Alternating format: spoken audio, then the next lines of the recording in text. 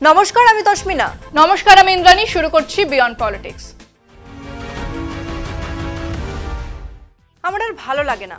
কেন রে, তোর আবার কি হলো? বছরখানেক আগে আমাদের আবাসনে একটা নতুন লোক এসেছে, যত সমস্যা তাকে নিয়েই। কি সমস্যা? আরে যখন প্রথম এলো দেখে মনে হলো কি ভালো মানুষ, বয়স্ক মানুষ, তারপর তাকে আবাসনের প্রেসিডেন্ট করা হলো।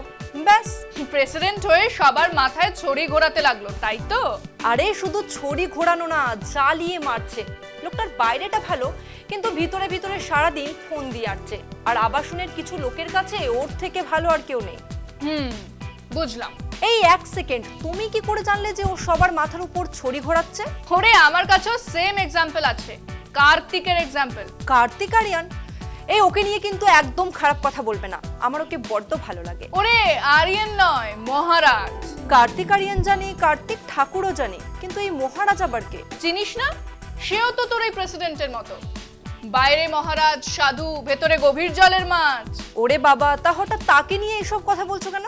ওরে, সেই এখন বিজেপির নতুন পোস্টার বয়, শুভেন্দু, সুকান্ত, দিলীপ অতীত। হিন্দুত্বর মার্কেটে নতুন হিরো কার্তিক মহারাজ।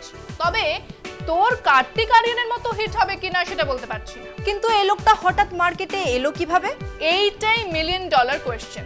তোর ওই হজবরলয়ের লাইনটা মনে আছে? ছিল বেড়াল, হয়ে গেল রুমাল। হ্যাঁ, আছে তো।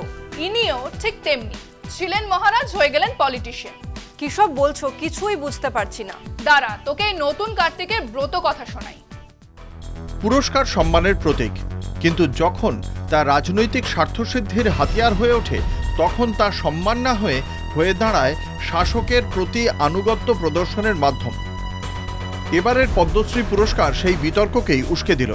অরিজিৎ সিং, মমতা শঙ্কর, তেজেন্দ্র নারায়ণ মজুমদার থেকে নগেন্দ্রনাথ রায়, গোকুলচন্দ্র দাস, বাংলার গুণীজনেরা এবছর পদ্মশ্রী পেয়েছেন। কিন্তু তালিকায় বিজেপির রাজনৈতিক পক্ষপাত এতটাই প্রকট যে তা দেখেই বোঝা যাচ্ছে পুরস্কার নির্বাচনের চেয়ে বিজেপি ঘনিষ্ঠতাই এখানে বেশি গুরুত্বপূর্ণ ছিল। এদের কেউ কেউ নাগপুরের খুব কাছের মানুষ, কেউ আবার বিজেপির কোনো এক লবির। বিশেষ করে কার্তিক মহারাজের পদ্মশ্রী প্রাপ্তি যেন সেই রাজনৈতিক পক্ষপাতের মোক্ষম উদাহরণ। কার্তিক মহারাজের রাজনৈতিক ভূমিকা কি অস্বীকার করা যায়? 2024 সালের লোকসভা নির্বাচনের সময় থেকেই তিনি বিতর্কের কেন্দ্রে। মমতা বন্দ্যোপাধ্যায় প্রকাশ্যে তাঁকে বিজেপির প্রচারক বলে কটাক্ষ করেছিলেন। আমি একটি লোকের নাম করে বলেছিলাম, তার নাম কার্তিক মহারাজ। তিনি আমাদের এজেন্ট বসতে দেয়নি। তৃণমূল কংগ্রেসের ভোটের দুদিন আগে মুর্শিদাবাদে যে দাঙ্গাটা করিয়েছিলেন তার হোতা ছিলেন উনি। আমি সেই জন্য বলেছিলাম, এলাকায় এলাকায় গিয়ে ধর্মের নামে আপনি বিজেপি করে বেড়ান, আমি বলছি আপনি করুন, কিন্তু বিজেপির চিহ্নটা বুকে লাগিয়ে রেখে করুন, লুকিয়ে লুকিয়ে কেন?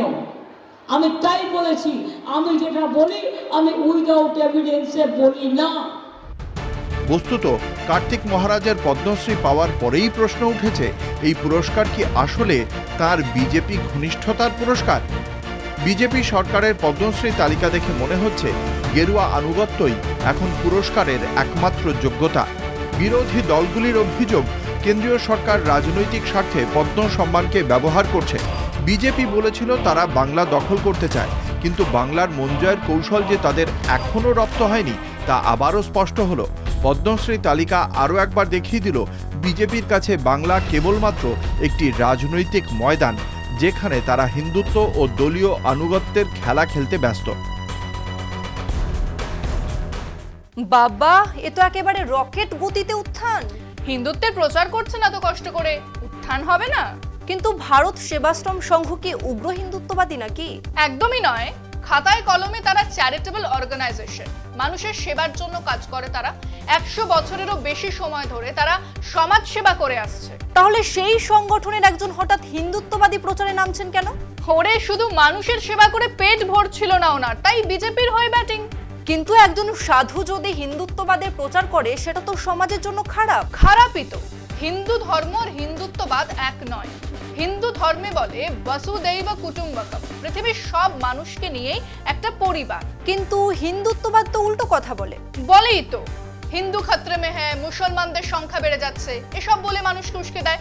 হিন্দুত্ববাদীদের সঙ্গে হিটলারের নাৎসি পার্টির এখানেই তো মিল। কার্তিক মহারাজ এসব করে কি পেল? আপাতত পদ্মশ্রী। একেবারে পদ্মশ্রী? পদ্মশ্রী তো সমাজে অবদানের জন্য দেয়া হয়। ঠিকই বলেছিস। ভারতরত্ন, পদ্মবিভূষণ, পদ্মভূষণের পরে সবচেয়ে সম্মানের পুরস্কার হচ্ছে পদ্মশ্রী। আর পদ্মশ্রী তারাই পান যারা সমাজের বিভিন্ন ক্ষেত্রে গুরুত্বপূর্ণ অবদান রেখেছেন। তাহলে ওনার কি অবদান? সমাজ সেবা করেছেন, তবে পদ্মশ্রী পাওয়ার মতো কিছু করেছেন বলে আমার জানা নেই। তবে 24-এর ভোটের আগে উনি পদ্মের শ্রী বাড়িয়েছিলেন। মানে বিজেপির হয়ে ব্যাট করেছিলেন বিন্দাস। আর তাতেই পদ্মশ্রী? নয়তো কি, নিজেই দেখ। উত্তরপ্রদেশের যোগী আদিত্যনাথের মতো বাংলাতেও একজন গেরুয়া নেতা তৈরি করতে মরিয়া বিজেপি, আর সেই ভূমিকায় এন্ট্রি নিয়েছেন কার্তিক মহারাজ ওরফে স্বামী প্রদীপ্তানন্দ, যিনি সাধুত্বের মুখোশ পরে রাজনীতির খেলায় নেমেছেন। যোগী আদিত্যনাথ যেমন উত্তরপ্রদেশে হিন্দুত্বের নামে বিদ্বেষের রাজনীতি ছড়িয়েছেন, তেমনি কার্তিক মহারাজ মুর্শিদাবাদে সেই একই খেলায় মেতে উঠেছেন। কিন্তু বাংলার মানুষ কি আদৌ তাঁকে স্বীকার করে নেবে? যোগী আদিত্যনাথের পরিচিতি কি? মুসলিম বিদ্বেষী বক্তৃতা, লাভ জিহাদ তত্ত্ব প্রচার এবং ধর্মীয় মেরুকরণের মাধ্যমে বিজেপির ভোট ব্যাংক গড়ে তোলা। বাংলার যোগী কার্তিক মহারাজও একই পথ অনুসরণ করছেন। সম্প্রতি মুর্শিদাবাদের এক সভায় তিনি আদিবাসীদের অস্ত্র ধরার পরামর্শ দিলেন। রামায়ণের উদাহরণ টেনে বললেন, রামের মতো অস্ত্র ধরতে হবে, শত্রুদের পরাস্ত করতে হবে। এইসব বক্তৃতার সঙ্গে বাংলার সামাজিক ঐতিহ্যের কোনো মিল নেই, বরং সাম্প্রদায়িক বিদ্বেষ ছড়ানোর নির্লজ্জ প্রচেষ্টা স্পষ্ট হয়ে যায়। যোগী আদিত্যনাথ যেমন গো রক্ষা ও মন্দির রাজনীতির মাধ্যমে হিন্দুদের বিভ্রান্ত করেন, কার্তিক মহারাজও ঠিক তাই করছেন। কিছুদিন আগে বাংলায় অযোধ্যার মতো রাম মন্দির নির্মাণের উদ্যোগ দেখা গেছে, যেখানে কার্তিক মহারাজের আশ্রমের যোগসাজশ স্পষ্ট। অথচ এইসব কর্মকাণ্ডের উদ্দেশ্য কি আদৌ ধর্মীয়, নাকি বিজেপির ভোট রাজনীতির নতুন খেলা? এমন একজন ব্যক্তি যিনি মহাত্মা গান্ধীকে জাতির পিতা মানতে চান না, যিনি বাঁশিধারী কৃষ্ণের বদলে চক্রধারী কৃষ্ণের বন্দনা করেন, যিনি ভালো হিন্দু হতে হলে যুদ্ধ করতে বলেন, তাকে কি বাংলার মানুষ সাধু হিসেবে মেনে নেবে, নাকি বিজেপির হিন্দুত্ব ব্র্যান্ডিংয়ের একজন ম্যানিকুইন বলে বাতিল করবে? সেটা সময়ই বলবে। তাহলে কার্তিক মহারাজ সুপারহিরো? সুপারহিরো বলে সুপারহিরো? তবে আমার মনটা না খারাপ লাগছে। কেন গো?